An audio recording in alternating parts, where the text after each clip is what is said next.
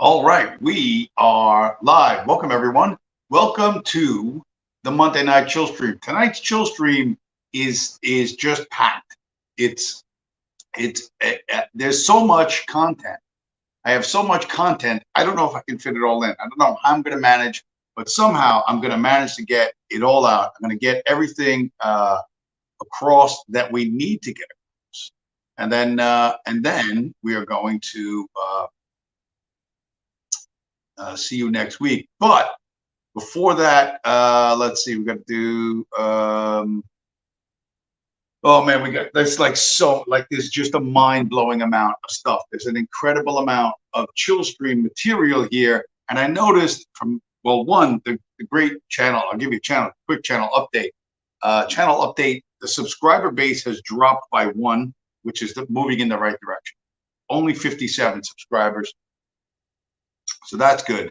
I'm happy about that. What I'm unhappy about is that these shows get like about 30 views, 28, 30 views, and they only get 5 likes. Only 5 likes. And one of those is me. Like I have to like prime the pump sometimes. So what I need you to do, right, is smash up the like button. Make sure you smash up the like button. Now, some of you might be saying, James, you insult us. Yeah, that's because I want my subscriber numbers to go down. You're obnoxious. Yeah, so what? You keep coming back every week.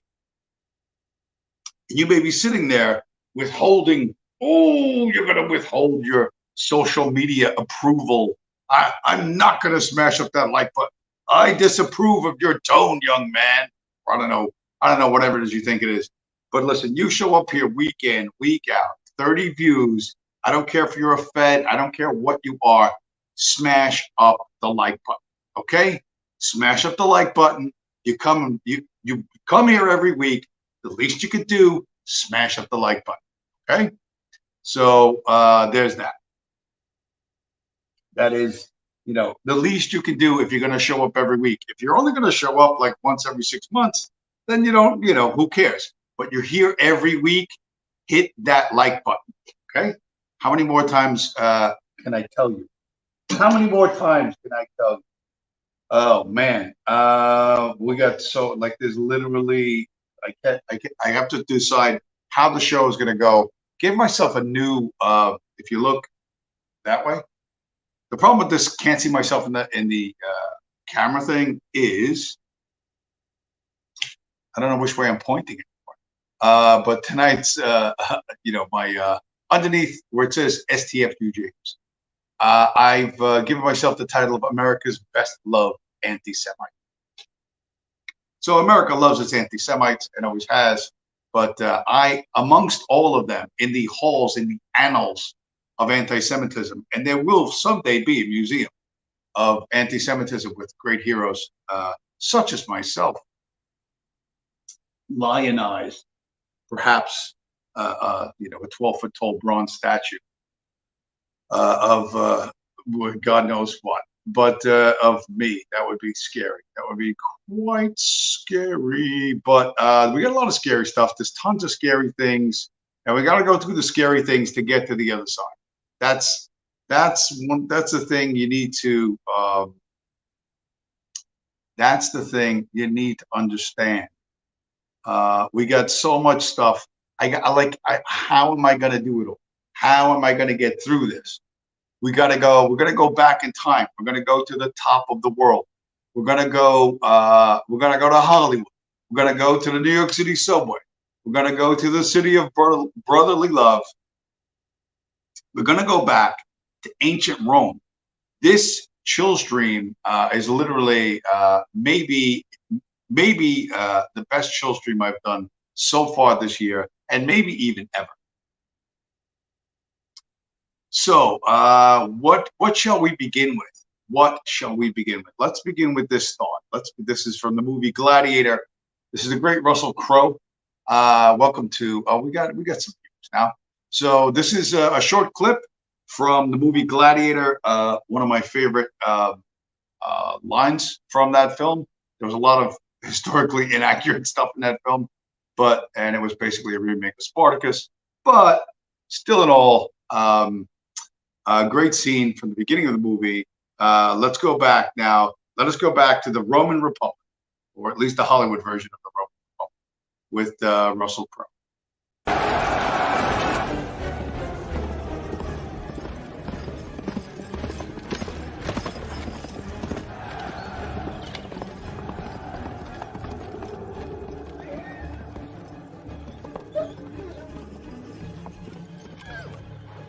Afterward!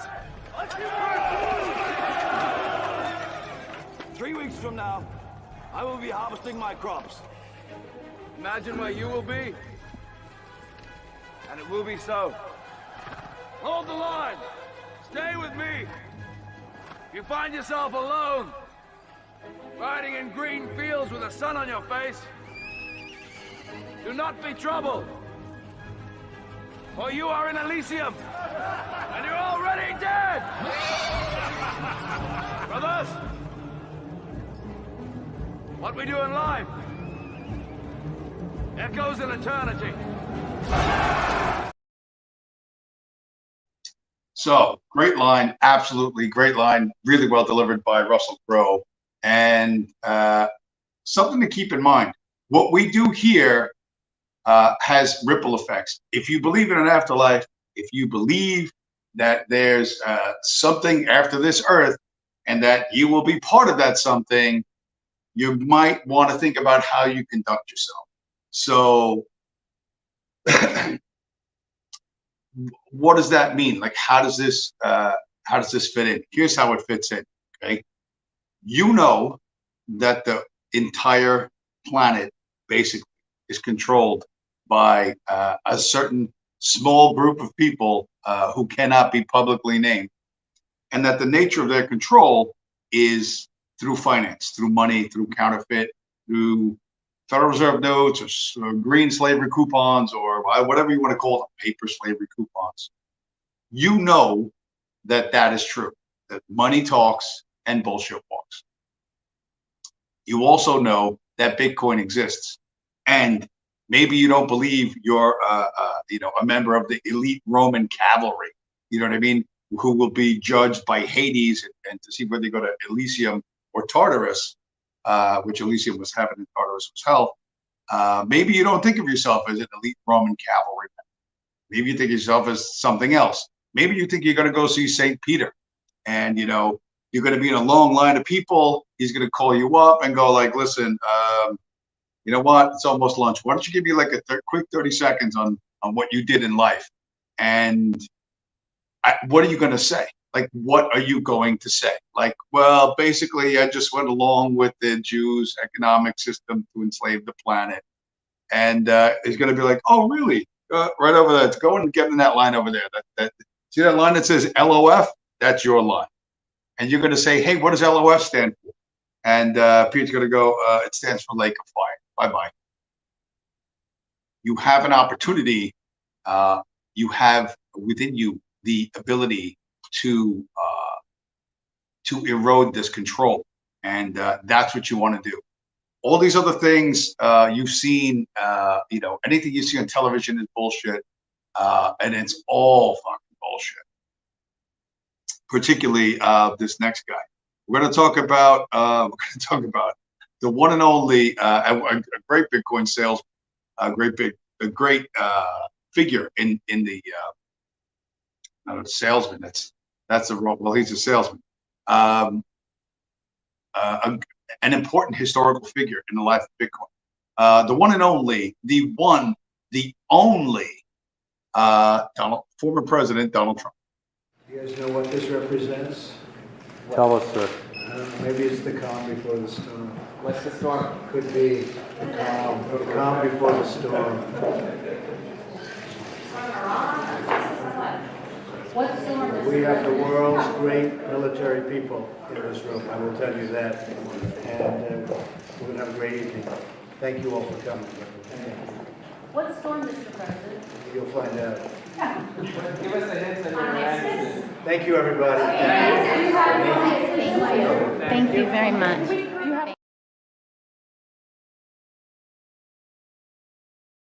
All right, so that was Trump with the calm before the storm, and everybody thought, oh, what a cryptic message. what's he going to do? What's he not going to do?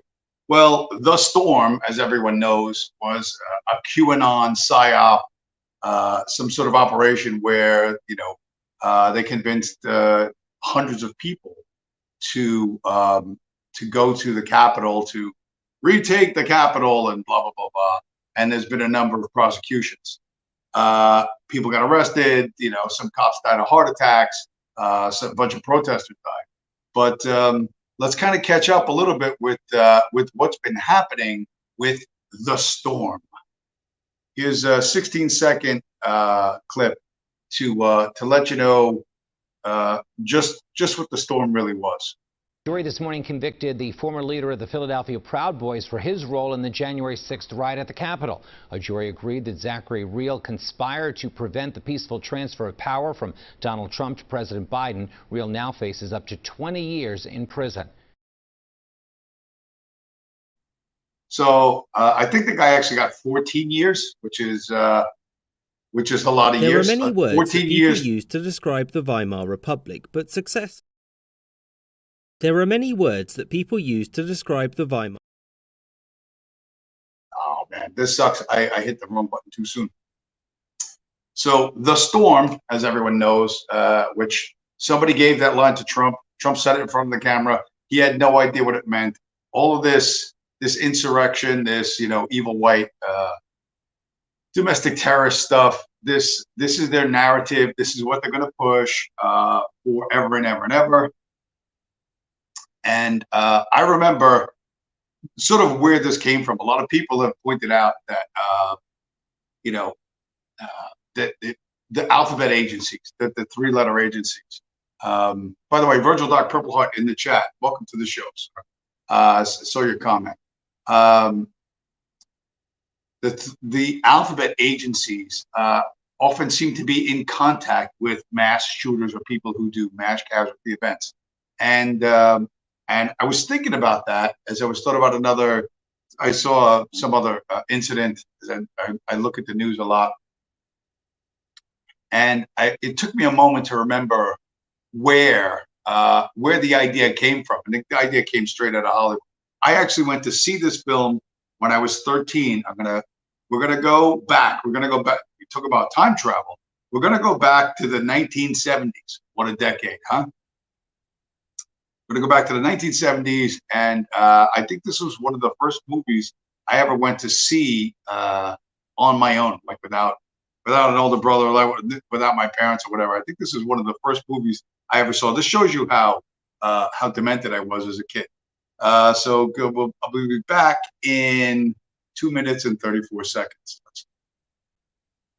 There are more than 200 million people living in the United States today.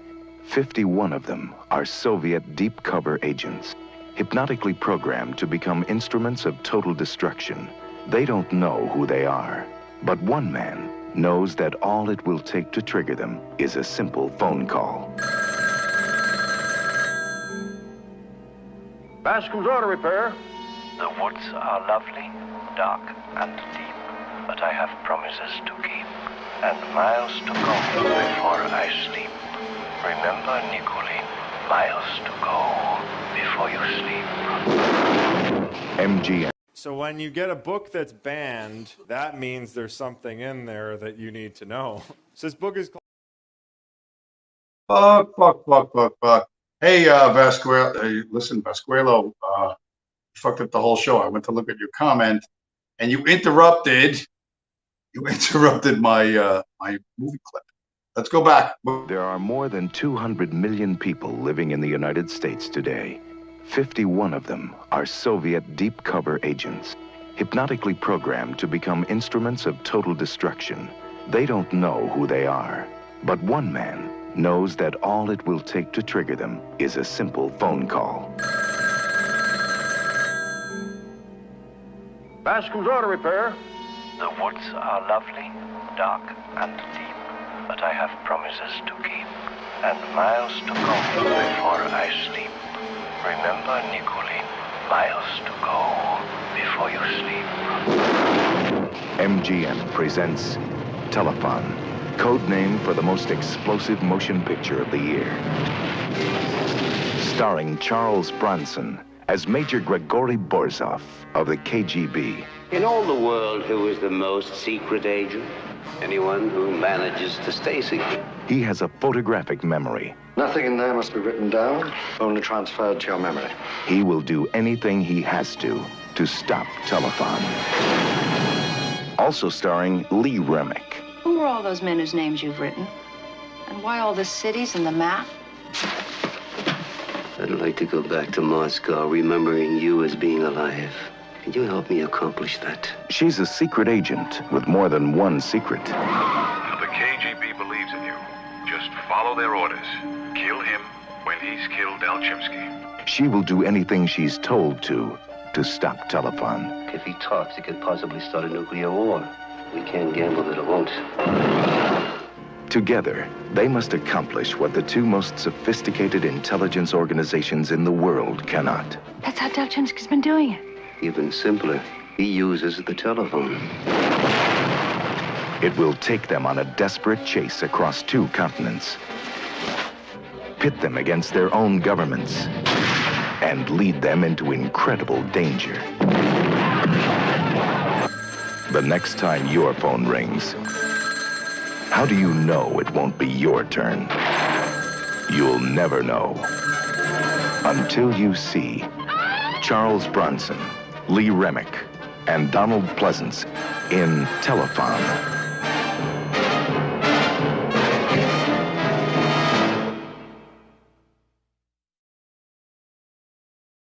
So, how much you want to bet that half the officers in Mossad think that's really possible?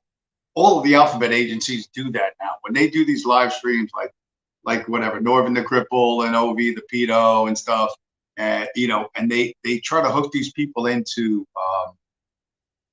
to feeling, you know, hopeless and depressed and angry, and get them to go do a terrorism.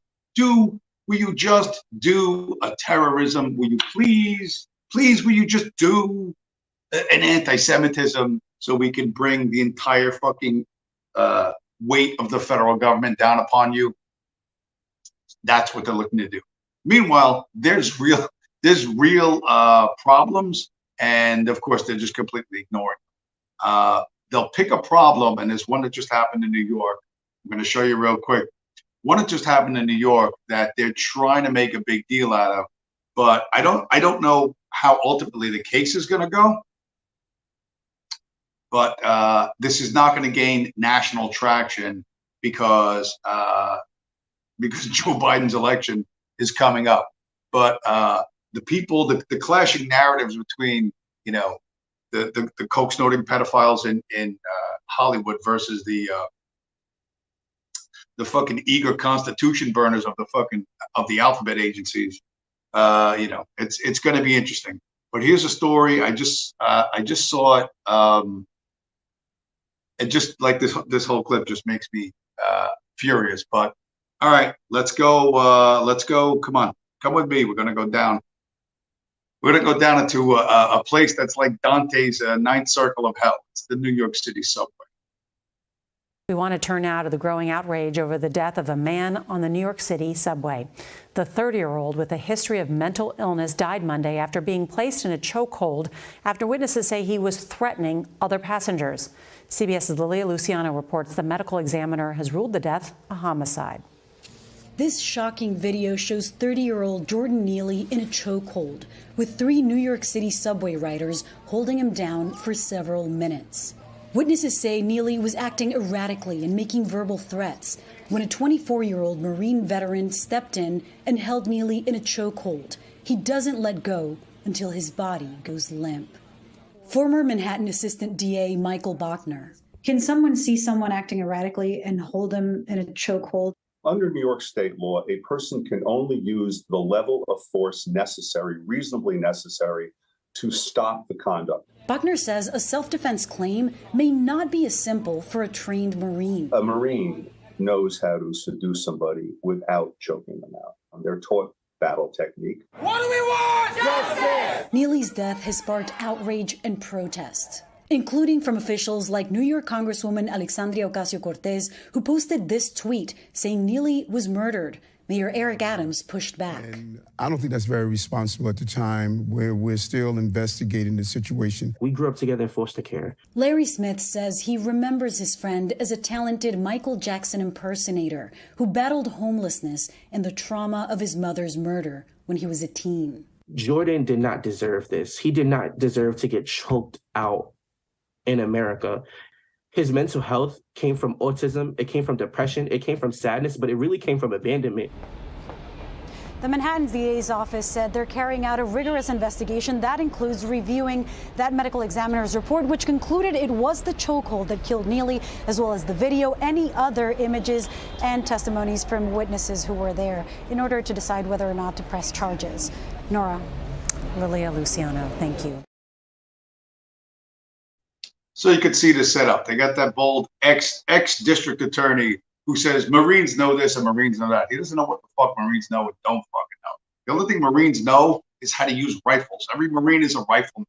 The idea that they're trained on the fucking spectrum of force, from minimum force up to lethal force, it's fucking bullshit. But that's that guy as the authority. They quickly pass over that he's the former district attorney. He says, well, self-defense is not, is going to be a tough claim. Here's the problem. Dude had a warrant out for his arrest. He had been arrested 40 times before.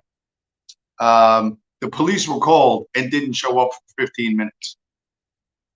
Also, the white Marine, it's a kid from Long Island.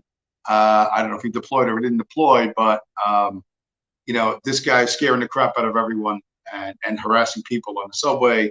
He decides to step up, right? He's a Marine, highest, whatever, integrity and values and what, blah, blah, blah, blah, blah. And two other guys help him. See, it's not just a white Marine against some poor homeless black guy. There's two other black guys there. So how the district attorney is going to put a murder charge only on the white guy, but not on the two other guys who helped him, that's going to be interesting, right? But you can see them forming the narrative when they get AOC, Ocasio-Cortez, to issue a fucking letter. Listen, she don't fucking know and she don't fucking care. But they called her office and said, here, issue a letter. So she issued the fucking letter, right? Oh, it's so terrible. Oh, blah, blah, blah, blah. And then you got his gay friend with the fucking beard saying that, how he didn't deserve that. Well, why did you take him in? Why was he homeless? Why wouldn't you let him live with you, right? Plus, this is going to get although the newspapers are now questioning it because the reality of the New York subway system is so nightmarish for so many New Yorkers, they might not get a conviction. I would love to see it go to trial and come back not guilty. But will that happen? I don't know. Maybe it won't happen. But there's a different, there's a very, very different world that they don't show. But I'm trying to get this without accidentally triggering another fucking video that I don't intend to trigger at the time. But here's the reality that they don't show. Tonight, new jaw-dropping details about that deadly mass shooting in Dadeville. Court testimony revealing 89 shots were fired, more than half a dozen guns were used.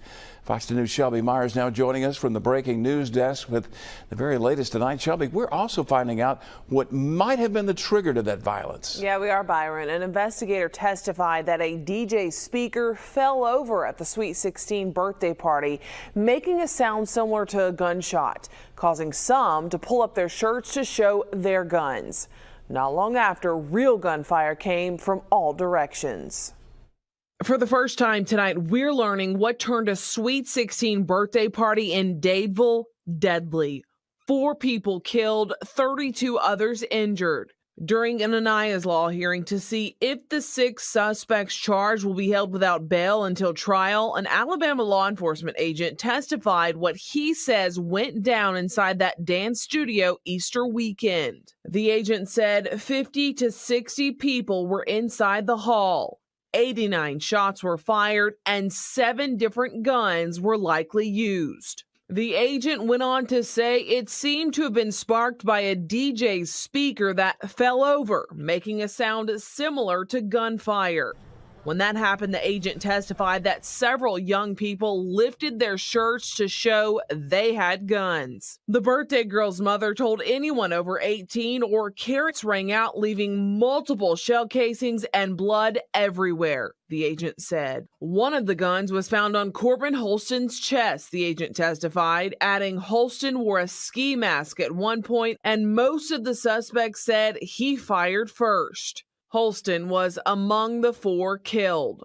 Marciah Collins was also shot and killed. The agent said he had a gun on him, but it had not been fired. Those 2 guns, the only ones recovered from the scene. The agent says suspects Johnny Brown, Willie Brown Jr., Wilson Hill Jr., and brothers Tyreek and Travis McCullough and a 15-year-old are all related or knew each other, and they weren't even invited to the party. Willie Brown, who denies he was even there, is a suspect in another shooting in Auburn. And a juvenile suspect was wearing an ankle monitor from a shooting in Tuskegee, investigators say. Now the judge said he will decide within 24 to 48 hours if the suspects will in fact be held without bail until trial. Byron. So that's like, that's I think that's down in Tuskegee. Where's Tuskegee? Louisiana. So this is how Dindus behave, and that story is it's got some inaccuracies. There was a noise, and then they all pulled up their shirts and showed their guns. If there was a noise, these guys pull out. One, they don't have holsters. 2, they don't. The likelihood that they're just going to brandish guns and not use them is extremely small. There was a 15-year-old involved, which is only 1 year older than the sweet Emmett Till. You remember Emmett Till from last week? Poor Emmett Till, you know what I mean? Who was brutally killed because he just whistled at a white woman. Well, there's 4 people were brutally killed just because supposedly something fell over, and I guarantee you nothing fell over. They said one guy went in. It was one of the dead guys. One of the dead, I should say, had a ski mask and a pistol. So, and they weren't even invited. So somebody's having a Sweet 16. They hired a cop to be security. He didn't do shit. These 5 guys show up, all of them strapped. Black people always, in a group, they always have guns. You should never, ever go anywhere near them. And you know what? One shot rings out in the dark, and then that's it. Everybody shooting everywhere, okay? This is a non-story. The story is just going to go away forever, right? And in fact, relative to the Proud Boys guy who walked through a government building, right? And he's going away for 14 years in the federal pen. These 5 Dindus probably won't do fucking 14 years between them. You know what I mean? Whatever sentences they get, the sentence will be cut in half and cut in half again. And they'll all be back out on the fucking street in 5 years. Meanwhile, the Proud Boys guy who was completely duped, right? With this online fucking, this is the storm, and we're gonna be Proud Boys, and we're gonna organize on social media. Same way like the storyline with Charles Bronson, right? Like the telephone story. I remember going to see that movie, and you think about how Hollywood loves to twist things, turn things upside down. Charles Bronson was a big star back in the 70s. He'd just come off the, I think he just did Death Wish 1 or Death Wish 1 had already come out. It was a gigantic hit. So they make a movie where the American public has to root for a KGB guy, right? You have to root for the KGB to save the world. You know, that's particularly how they love to twist shit. But to understand where the real problems are, you're gonna have to understand economics. And if you don't talk about economics, you're fucking full of shit. And I don't want to hear a fucking word you have to say. So what about economics? I grabbed this off Instagram. This is a pipe dream. Like having a birthday party in the hood without gunfire is a pipe dream. But this is a particular pipe dream that has a lot of traction in the community. Today, 2023, reparations needed? Yes, that's a step in the right direction, but it's still like we still have a long way to go. Were the people that died during the Civil War, do you see that as payment for slavery or no? At all, no. No, I mean, people died during any war. Was that payment during the first Civil War? During the war in Afghanistan? People die in war, right? So that's not a payment. They're trying to end slavery in the Civil War, is why I said that one. It's right. So it doesn't stop at reparations, keeps...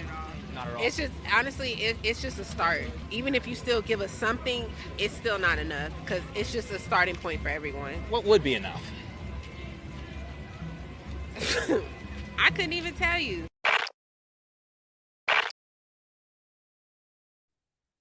How much you got? How much you got? Let's run your pockets. That'll be enough for today. So the reparations fantasy is not going to happen, and the reason why it's not going to happen, it isn't because the members of the tribe can't reach into the public treasury and take the money, but they're not actually going to give it to black people. You know what I mean? If there was a middle step where the reparations money was held by nice Jewish lawyers, you know what I mean? The reparations would have happened already, and the blacks would have gotten none of it. But all of this, it's super obvious. There's nothing you can do for them. There's nothing that's ever going to be enough.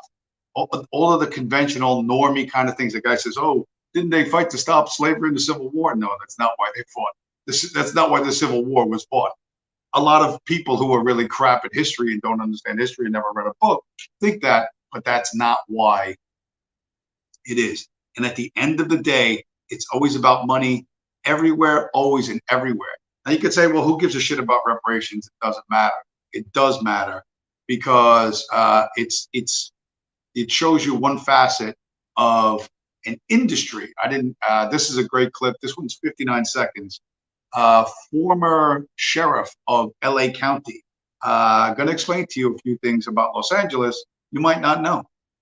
So you don't think the homelessness problem is going anywhere in LA? Not at all. In fact, it's going to get worse. How bad? From 2011 to 2021, LA County spent $6.5 billion on homeless initiatives. The homeless count went from 39,000 to over 80,000. It doubled in size. If we get rid of the homeless, it ends a lot of careers. How many people are going to volunteer to end their career? I mean, if you give enough money and resources and the people are honestly doing the job and cured whatever it was and that problem is gone, the money stops. How many of these people are going to argue to end their job? They're not. They have a career that perpetuates itself. The homeless industrial complex is alive and well. The amount of money that's pouring into the nonprofits is just incredible. There's no oversight. There's no accountability on the results. They just keep shoveling money at them, and the problem keeps getting worse and worse. The top 10 CEOs of nonprofit, $800,000 a year. They were making more than twice what I was making as sheriff, and the size of my operation dwarfed all of them probably combined. But that's tells you the influence, the money involved. So the homeless problem is growing because people, a very small elite of people who are just gonna clothe themselves in virtue are making nearly $1 million a year. That's probably $800K in salary plus a stipend. I guarantee you they're making over $1 million. And if you hear what this guy said, in 10 years, LA County spent $6.5 billion with the B, $6.5 billion, and only double, and the problem only got worse. And what can you do about it? There's nothing you can do about it because this fiat system, this system of slavery coupons, Federal Reserve notes or greenbacks or whatever you want to call them, greenbacks or Federal Reserve notes, this is what runs the country. Okay, this is what passes for money, and you have an opportunity to sidestep this, but you don't take it, and I don't understand why. Those of us that do understand that, listen, this is going to end in tears. It's not going to have a happy ending.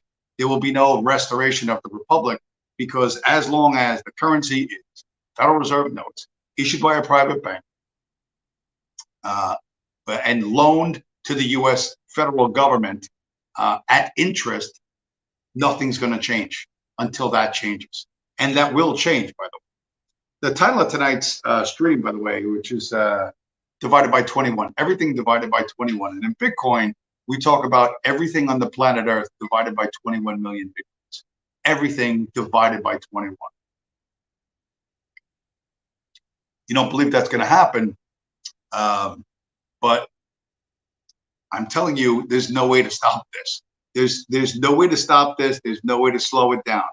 You can sidestep it and let it go to its logical conclusion, and that's the smartest thing you could possibly do. There are many words Because that this is people where it use ends to up. describe the Weimar Republic, but successful isn't often one of them. It was plagued from the very start with immense political instability, economic problems, as well as international isolation. Long story short, it wasn't very fun. In the end, a mere 14 years after its creation, it was superseded by the Third Reich. Now obviously it was the new government that brought an end to the Weimar Republic, but why was Mr. Mustache voted into office, and what conditions led to so many Germans giving up on it and seeking an alternative? And just so we get this out the way, the Weimar Republic wasn't the country's official name, it was still formally known as the Deutsches Reich. So a quick overview of how the Republic came into creation. Germany was on the cusp of losing the First World War, and the Kaiser fled the country, declaring his intention to abdicate. A coalition of left-wing politicians, mostly from the Social Democratic Party, declared in the town of Weimar the creation of a republic, which upset mostly everyone. And included within the term everyone were the communists, who were at this point trying to instigate communist revolution because that's kind of their thing. Afraid of communist revolution, the Social Democratic Party teamed up with right-wing paramilitary groups like the Freikorps to stop them. So the Weimar Republic didn't actually fail until 1933, but the events in the decade before are important to understanding why the German people disliked it.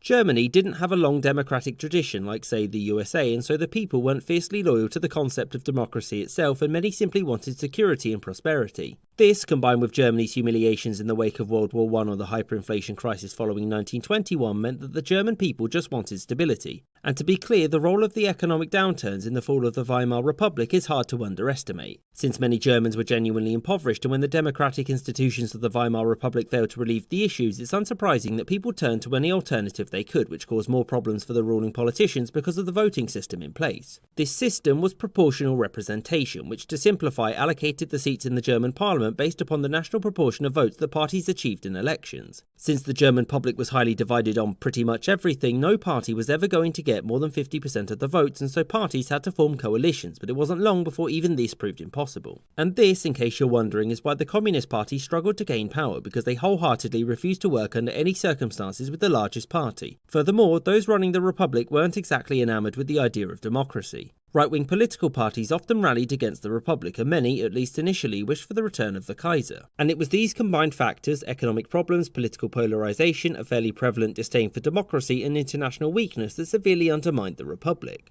The lack of stable majority also meant that whatever new issues arose, there was little ability to fix them without a lot of squabbling. In fact, the only way of getting anything done was to use the president's executive powers, which could be increased during emergencies. Thus, it shouldn't be surprising that when one party whose side hadn't relinquished the initiative stepped forward and presented a new idea, it became popular fairly quickly. They denounced the idea that Germany was guilty of causing World War I, gave Germans a scapegoat for their loss, promised an end to the political squabbling, and reunify the fractious German nation. The Weimar Republic's failure shouldn't be seen as inevitable. It was the perfect storm of factors that broke the Republic, and had one or two of these factors not been present, it may well have survived. I hope you enjoyed this episode, and thank you for watching, with thanks to my Patreon supporters whom you can see on screen now. Plus with an extra special thanks to Danny Maloney, Coolin Castleman, Party Boyko, Rob Waterhouse, Mo, Aaron the White, Michael Reynolds, Chris Wicker, Gustav Swan, Urshwayan Emperor, Gareth Turner, David Silverman, Spinning Three Plates, Maggie Pakskowski, Christian Cheke, Spencer Lightfoot, Winston Kaywood, Anthony Beckett, Kelly Moneymaker, Robert Wetzel, Lexi Schwinn, James Bisonet, Sky Chappelle, and Ike.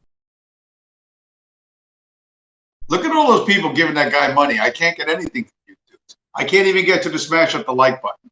Will you please, no, I'm going to say please, smash up the like button, you rat bastards, because I got cartoons. I got Hitler cartoons. You don't get Hitler cartoons anywhere else. Smash up the like button before you leave. So obviously there's some things historically wrong with that. And the guy skips over the hyperinflation of the Weimar Republic. He skips right over that. He says, the German people, they just wanted security and prosperity, as if this makes them inferior somehow or not worthy, like this is some sort of criticism that what you should as an electorate want is so much more than just prosperity and security. Why should you want more than that? Regular people don't want any more than that. They just want a stable system where they can live their lives and plan for their future. That's all anybody wants. And you're never going to get that in this system. In this system of paper receipts issued by private corporations owned by Jews, you are never, ever going to get stability and prosperity. It just isn't going to happen. But with Bitcoin, it will happen. Now, let's see what else have I got here. I got to see. I don't want to accidentally pass by something that I should. Okay, we're all good. We got the cartoon. All right, so now you got to understand that Bitcoin's going to win over everything because there's so much interesting stuff happening in Bitcoin that's hilarious.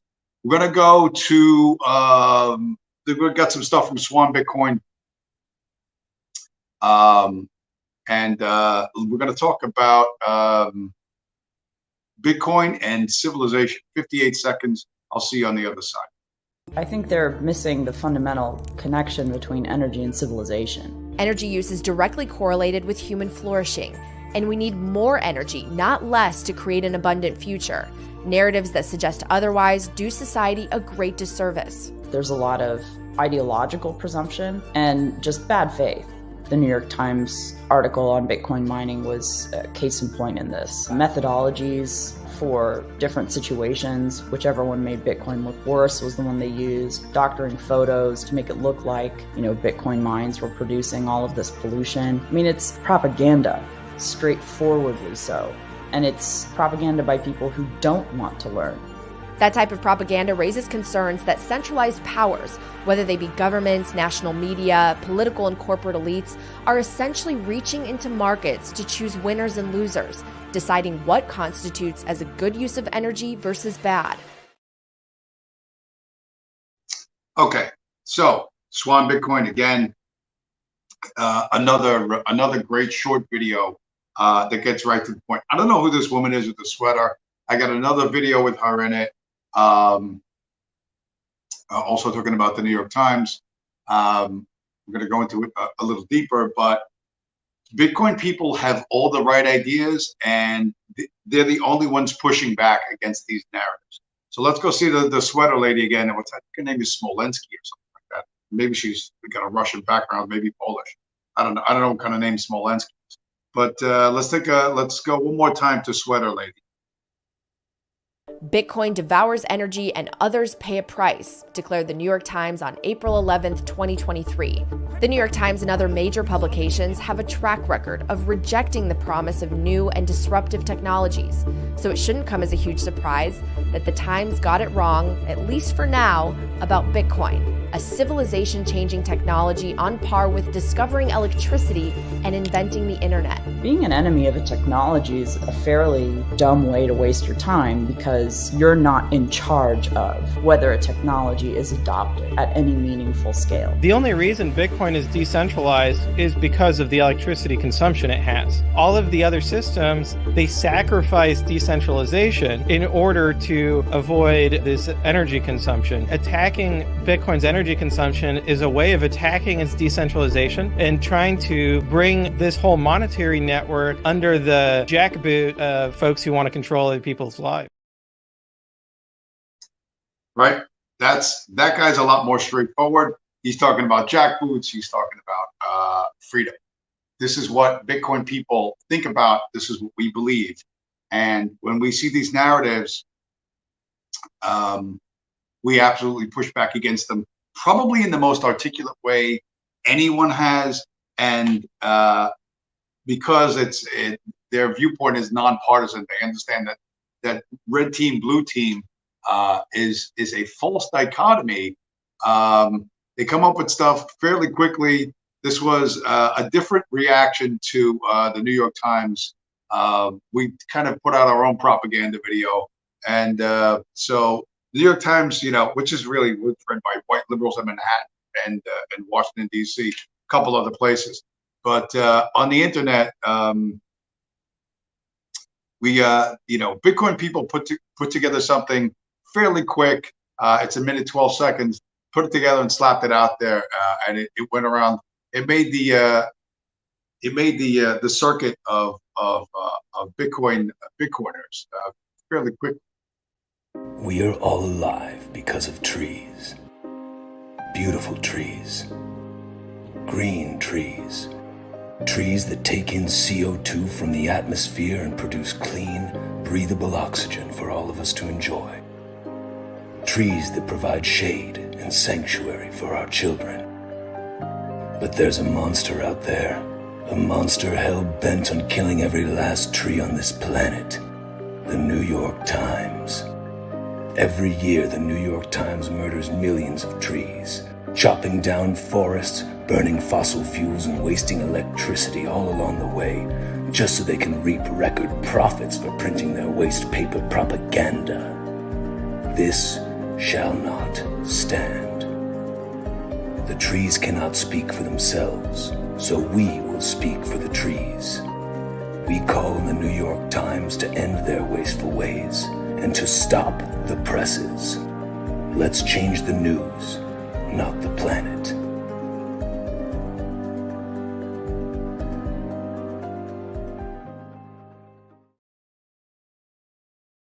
So that was pretty slick, no?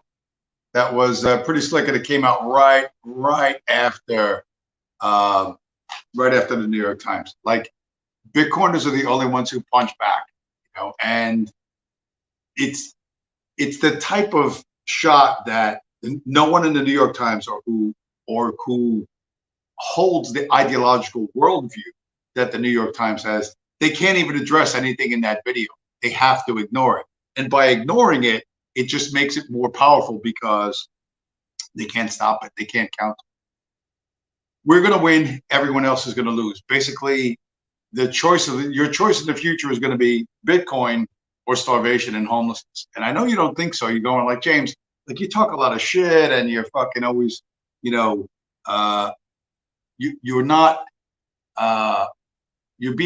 projecting too far in the future. Well, let me tell you, when I said, and I've said this before, every knee shall bend. Every knee shall bend. Everyone, everywhere will go our way, or you will die starving and homeless. And you're saying that's not true. Well, I'm telling you, it's true. This next story, absolutely my favorite Bitcoin story of all so far this year. And I don't know that there's anything else that can top it. But this is 3 minutes and 11 seconds. By the way, make sure to smash up the like button. Stop withholding your social media approval or disapproval. Smash up the like button, because it takes me some time to curate this stuff.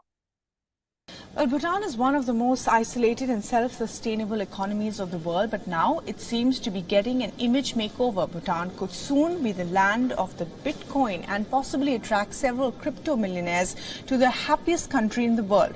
Wondering why and how? Take a look at our next report. Bhutan, considered the happiest country in the world. It is known for its spirituality, landscapes, and now cryptos.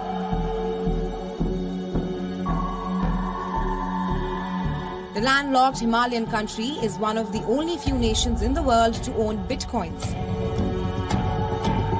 Recent reports reveal that the hilly nation has been using its hydropower to mine bitcoin. Bhutan has been mining bitcoin since 2017. That is when bitcoin cost less than $5,000. That means that the monks of Bhutan had discovered the crypto's potential even before investment bankers on Wall Street. At Bitcoin's current value, Bhutan has already doubled its investment 3 times over. But that's not all. The crypto space is still at a nascent stage. The firms and the investors are constantly on the hunt for jurisdictions where the technology is welcomed and also promoted. And this could provide Bhutan's economy a flip that could propel it to do better than its neighbors, India and China. But could crypto mining actually be a profitable business for Bhutan's economy? Well, Bhutan produces a cheap energy which could provide good returns if it were used to mine Bitcoin. While Bhutan exports 75% of its energy to India, its power transmission is not stable enough for most crypto miners to maximize their investment. That's because the country's rivers dry up for more than 3 months every year, which means that the Himalayan nation has to import energy during these times. Now, when a country is unable to provide a stable infrastructure to its investors, they usually hesitate to invest. And that is the only issue standing in the way of Bhutan becoming a mainstream economy. But experts suggest that providing crypto firms tax breaks and incubation to develop crypto products in its jurisdiction could give Bhutan a first mover advantage.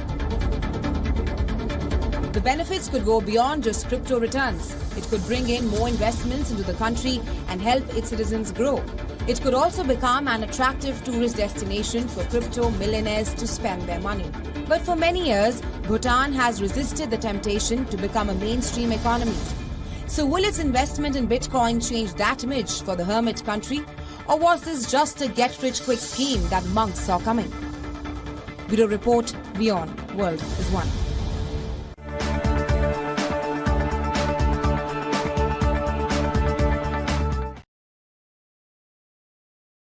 Nice, huh? All right, we're at 53 minutes and change. My viewership has dropped to 0. At least that's what StreamYard is telling me. So what I do, when I deliver the negativity, right? When I say like, oh, it's Bitcoin or starvation and homelessness, everybody cries and runs away, which is good. Please do me a favor as you're running away, saying what a horrible person I am. Make sure to unsubscribe, okay? Just unsubscribe on your way out. Don't come back next week and expect something different.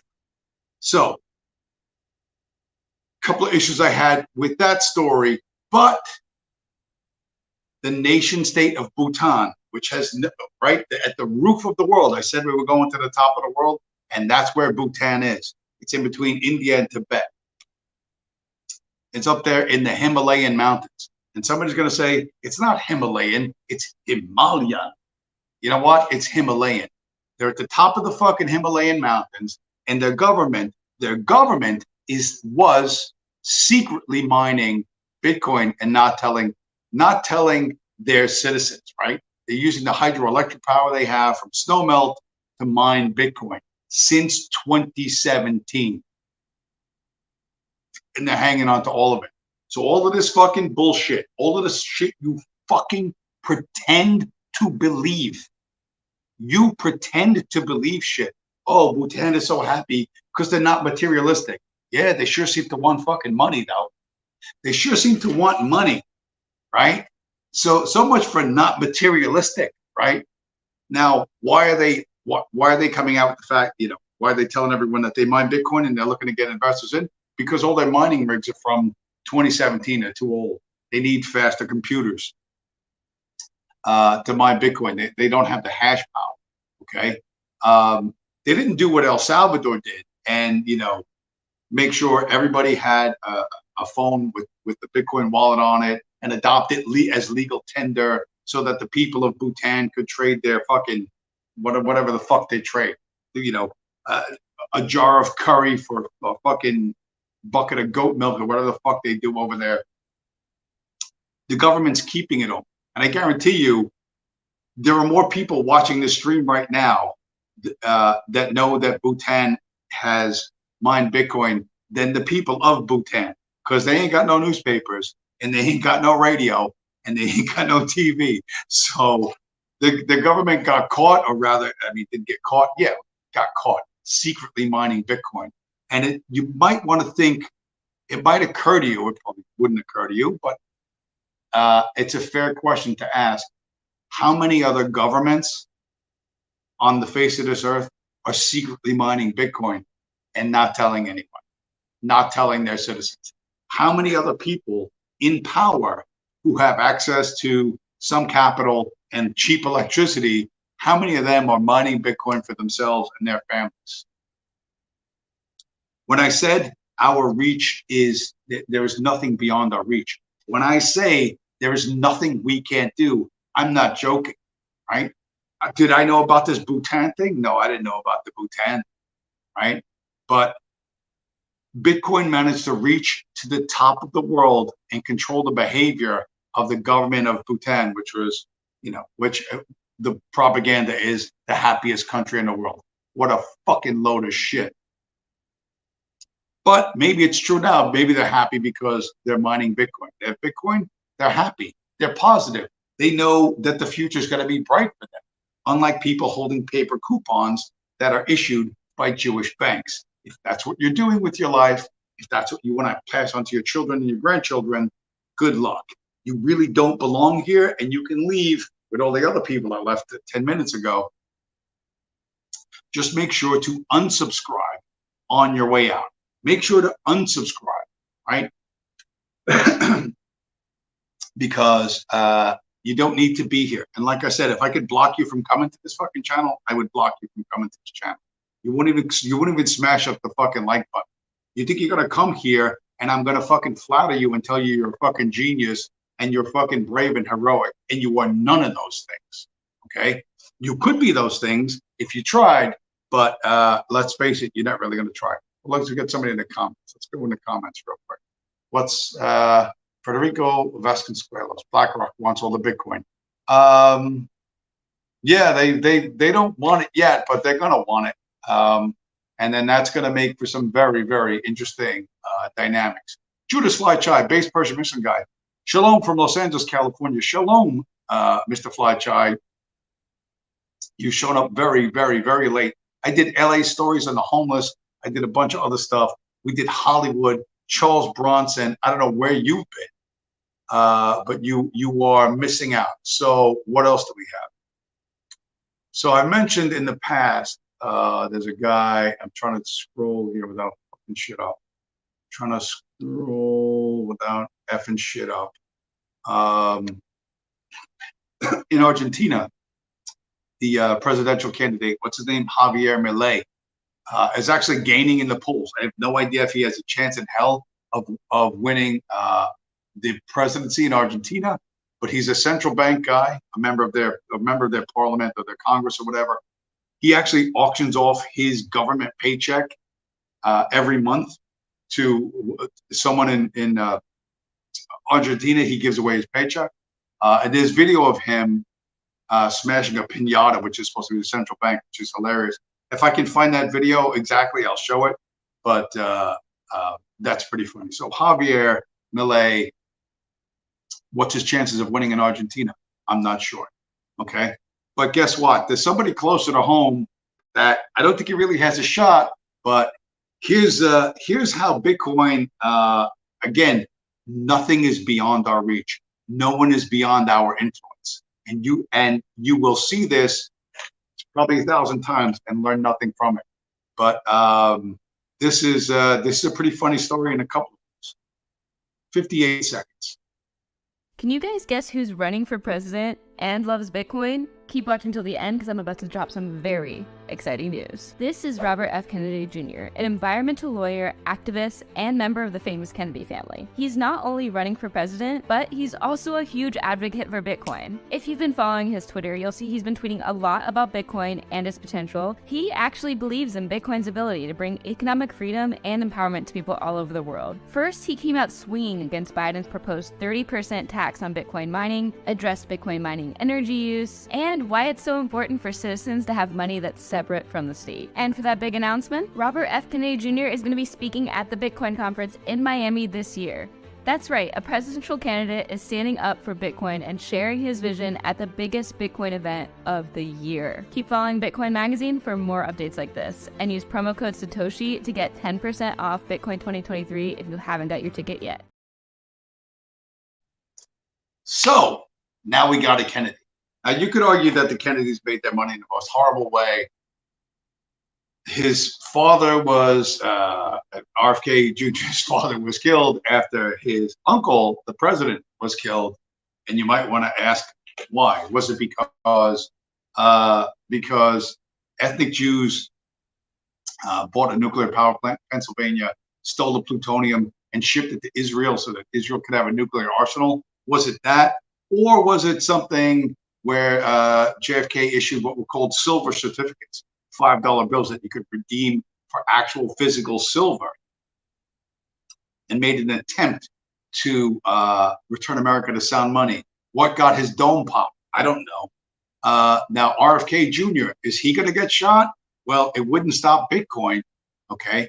This to me, of all the little wrinkles and twists, of all the little weird little facets of this one is amazing. Now, do I think RFK Jr. has a chance? No, he's his name is a boomer legacy name. I don't think he has a chance in hell. But Bitcoin has what? We have Senator Ted Cruz, Senator Cynthia Lummis, both sitting senators, and we have a presidential candidate. Whatever it is you pretend to believe in has nothing. Judas Fly Chide, once again, now it shows up late and now he's going to spam the chat. Tonight is a minor Hebrew holiday, Lag BaOmer. I was decompressing from work and getting ready for the festivities. Oh, okay. What are you with a lot of food, I'm guessing? Lag BaOmer celebrates the completion of the Zohar, and it celebrates the achievements of its author, Rabbi Shimon Bar Yochai, who is one of the sages of the Holy Talmud. The Holy Talmud, which says even the best of the Gentiles should be killed. Lag BaOmer is actually the day Rashbi, Rabbi Shimon Bar Yochai, left this world, and we celebrate his achievements of his day. On the day after Lag BaOmer is the anniversary of the self-unaliving of of Joseph Goebbels on the Hebrew calendar. Wow! So you guys love celebrating other people's deaths. It doesn't occur to you like everyone else celebrates life. They celebrate births. They celebrate marriages. You know what I mean? They celebrate anniversaries. You're always celebrating death and murder. You know, I realize Can you guys guess the who's Jewish running people. for president and loves Bitcoin? Keep watching. I realize that the Jewish people are the least self-reflective people on the face of this earth. But you might want to think like, why are we always celebrating other people dying? Judas Fly Giant in the chat. I love death and murder. Wow, that is. Be careful what you're saying, sir. Be careful. This channel, sir, monitored by 3-letter agencies. If they see you post stuff like that, you have to post joke or JK with like a little smile emoji or something afterwards, because you may find you're getting all sorts of messages from all sorts of people, which will encourage you to do a terrorism. Of course, it'll get lost like that. There was a Jewish kid in Louisville, Kentucky, who shot up his bank. He worked in a bank, and he went and bought an AR-15, then went in the bank and shot everybody, shot like 5 of his fellow employees. And his parents said, oh, he was a perfectly normal kid who was healthy in every way, but thank God the police gunned him down. Boy, but that was another story that got sent down the memory hole. So, the nation state of Bhutan secretly mining Bitcoin since 2017. RFK Jr., a presidential candidate. What you think of his chances? I think it's pretty slim. I personally think it's pretty slim, but who knows? Certainly, as a Bitcoiner, I don't think it's going to gain traction right now, because life in America is still relatively good for a fair number of people. Yeah, there's inflation, and yeah, there's racial unrest, but we could just safely ignore that. But like the Weimar Republic video I showed, the cartoon, great cartoon. The Weimar Republic cartoon showed when hyperinflation hits, and hyperinflation will hit. I don't know if it's going to be 5 years from now, or 10 years from now, or 20 years from now. People are going to go crazy. Okay, I've said that again and again. When the money stops working, people go crazy. Judas Lightshine. I used to Fed post in the Halsey chat. Nothing happened. Oh, well, Halsey's, ideologically one of them. I don't know if he's actually one of them. I don't think he is. but he's ideologically, like Andrea Ocasio-Cortez can say anything she wants, and it'll never be racist. It'll never be terroristic threats. It'll never be anything because she is ideologically and ethnically, because she's half Jewish, immune from any criticism. Yes, I do accept donations. I should put up like I don't know. I should do like a Cash App thing or something. I should. But you know what? I tried that years ago, earlier on in the show, on the previous channel, and I never got a nickel. But at any rate, that Bitcoiners talk about hyperinflation. They talk about Weimar. They talk about the money being broken all the time. They don't offer Donald Trump as a savior. They don't offer Bernie Sanders as a savior or anyone else. They understand that the entire system has to be redone. Now, when is that going to happen? I don't know. When is the money going to break so bad that everyone goes out of their minds? I don't know, right? That's extremely difficult to pinpoint. But it has happened in other places at other times. And when all the people that left before, because I said, listen, your choice is Bitcoin or starvation and homelessness. You go, and everybody cries, "Ooh, you said you want me to be starving and homeless." Yeah, you probably should be, because if what you're doing is supporting the current economic system, then you are on the side of the bad guys, right? That dude, I sent him money twice. Fucking fool I am. Kevin Michael Grace. He's always so Catholic, and he smokes a lot of cigarettes. And he's like Mr. Conservative Canadian dude. By the way, a Canadian guy named Mitch Hooper is the world's strongest man. He won WSM 2023. A guy named Mitch Hooper. Very nice man. But to return to KMG, Kevin Michael Grace has a psychological condition known as salvation anxiety. So for people in the Christian religion, they believe that when they die, they will receive salvation, eternal forgiveness for all of their sins from God. Except some people, while they believe that, they live their entire lives with the fear that they are unworthy of salvation. So you go like, well, that's a mentally sick individual. Well, from a Christian point of view, yes, they are. But the reason why Kevin Michael Grace fears that he is unworthy of God's salvation is because Kevin Michael Grace, constantly is on the side of the Jews, of the children of the devil, right?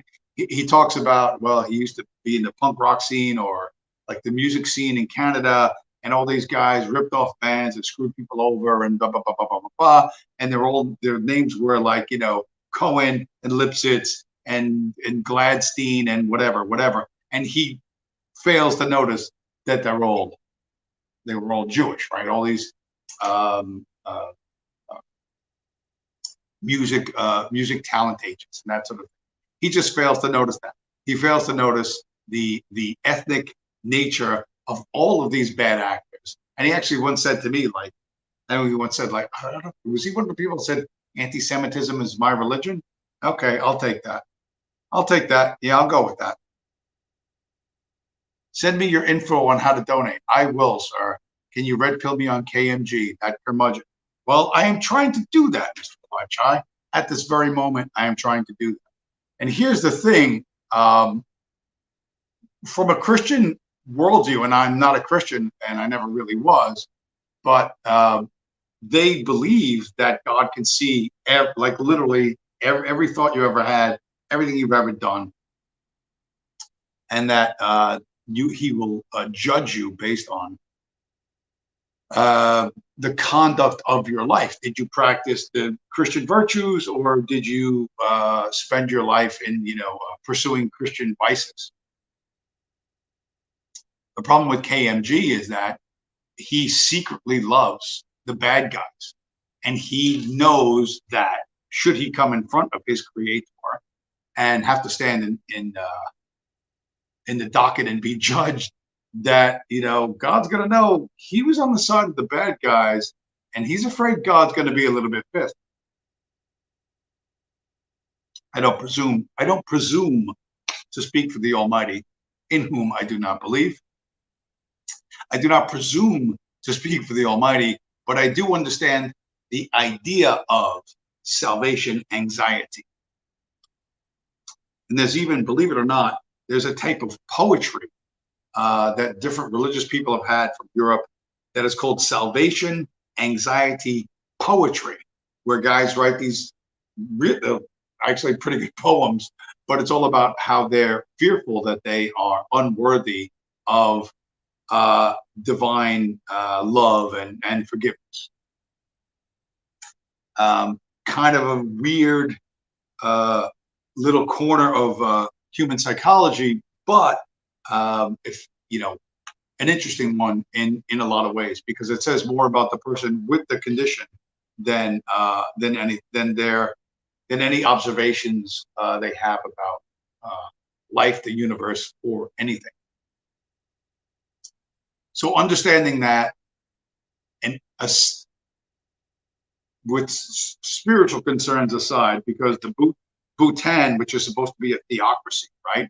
This connects directly with Bhutan. The Bhutanese government, which is all monks, right? They don't do any work. They do no physical labor. They have a slave class. They don't call them slaves, but there are lower classes that do all the menial labor while the slaves study the fucking scrolls all day and they spin those stupid fucking prayer wheels. Well, spinning those prayer wheels is now spinning those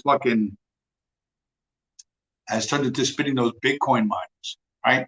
It's turned into spinning up those ASICs chips to mine Bitcoin. And whatever they pretended to believe, they don't really believe. And when I tell people, and you can get offended and you can go, please unsubscribe. If you're going to get offended by something I say, if you're going to be, you know, if you're going to need the fainting couch, if they have to bring out the fainting couch every time I do a chill stream, just before you faint and pass out with the horror of what I'm about to say, do me a favor and unsubscribe. I want those subscriber numbers to go from 57, 56, 55, 54, down, down, down. I'm looking for lower subscriber numbers, right? I don't need ideologues or people or virtue signaling bullshit artists on this fucking channel, right? Whatever you pretend to fucking believe, you don't fucking believe. Because as soon as starvation and homelessness come to where you are, when you come face to face with that, you're going to fucking find your beliefs change like that. Like that. And I know this. 100% I know this. So when I hear ideologues of whatever political stripe, whatever you pretend to believe in, you don't believe in fucking none of it. And I know you don't believe in none of it. Okay? And I don't want to be your friend, and I don't want your fucking approval. I'm not like one of these fucking Republican politicians who they criticize the New York Times, but you know, they secretly just want one fucking nice article. What I would do to the people who, to the family that owns the New York Times, and to the people who work there is would be so Fed posty. I'm not going to say. What I will say is this: the thing about that the Hitler cartoon, what to me right now, what I like about cartoon Hitler, not the real Hitler, but the cartoon Hitler, and the Hitler of Jewish obsession is this: while they're focused on Hitler and anti-Semitism and the rising storm of what did Andrew Cuomo say? The rising storm. He didn't say the rising storm. There's no black dude. He was like the rising storm of anti-Semitism, whatever bullshit Andrew Cuomo was saying. As long as you're focused on that, you know what I mean? And the anti-Semites, and we all know who that means. It means mustache man, a little cartoon dude. The less you're buying Bitcoin. And that means more Bitcoin for me. That means more for me and more for people like me. More for the goy, less for you. And this, in my opinion, is cosmic justice, right? This is cosmic justice. After a very, very, very long time. Juice Like Chai in the chat. I like anime, Uncle H the best. I'm not a big fan of anime, but yeah, outside of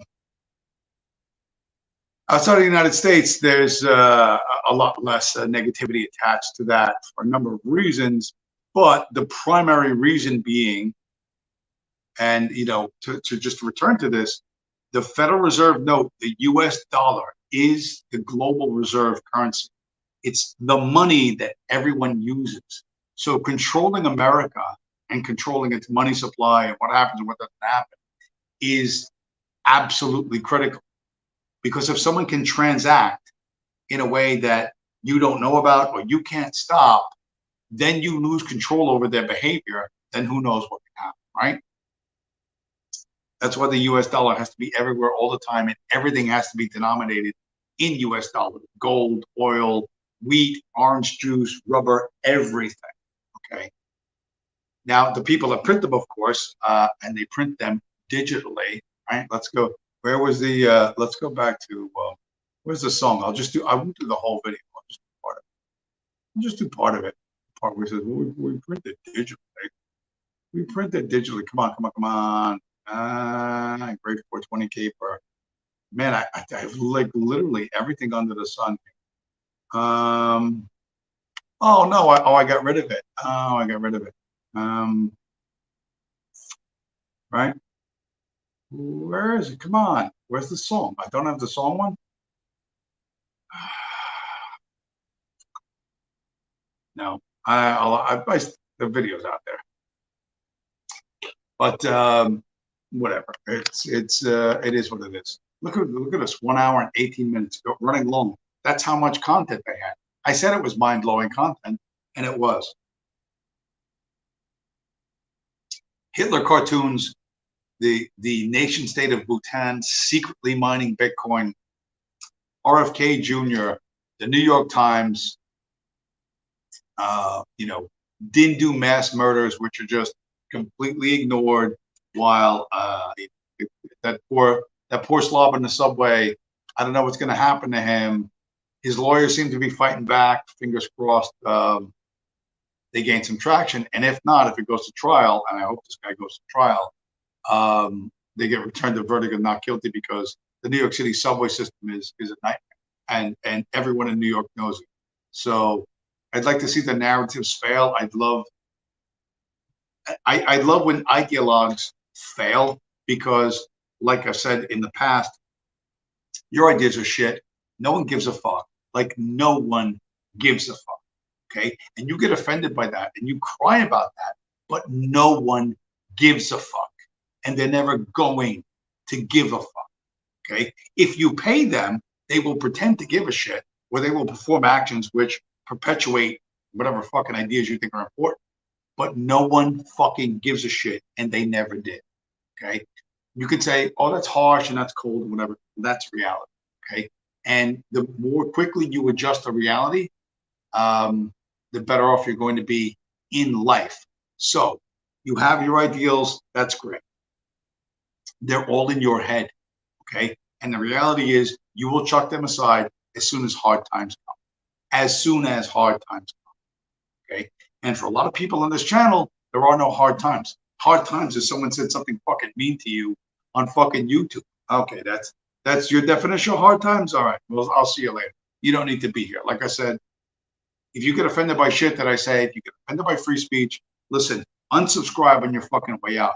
Because I'm gonna check this video 2, 3, 4 days from now, and I'm gonna see 20, 30, 15, 20, 25, 30 fucking views, and you motherfuckers, you wouldn't even fucking smash the like button. And like, why do you keep coming back? Why do you keep coming back if you wouldn't even click the fucking like button? Let's put up the banner for people who apparently are deaf and who can only read the bottom of the screen. There it is on the bottom of the screen. I think I have to do it this way. Now I have to try and remember what it used to look like. Smash up the like button. Anyway, with that, is there anything else I have in my notes that I have not covered? Blah, blah, blah, blah, blah, blah, blah. Now, after we've done everything, we've pretty much done everything, right? Yeah, so the value of Hitler for me is that it keeps the Jews focused on the wrong thing. And that's more room for, I got to go. Holiday, thanks, James. You are welcome, Mr. Flychai. You are welcome. We should end this anyway because I'm coming up on like an hour 22, an hour 21 and change. So Judas Flychai, Federico Vasconcelos, and Virgil Doc Purple Heart. Thanks everybody for showing up. But it's been a hell of a week, ton of content. Hopefully, hopefully the content keeps coming and the news keeps coming. So let's take the banner out. Okay. And I will say goodnight, and I will talk to you guys again next week.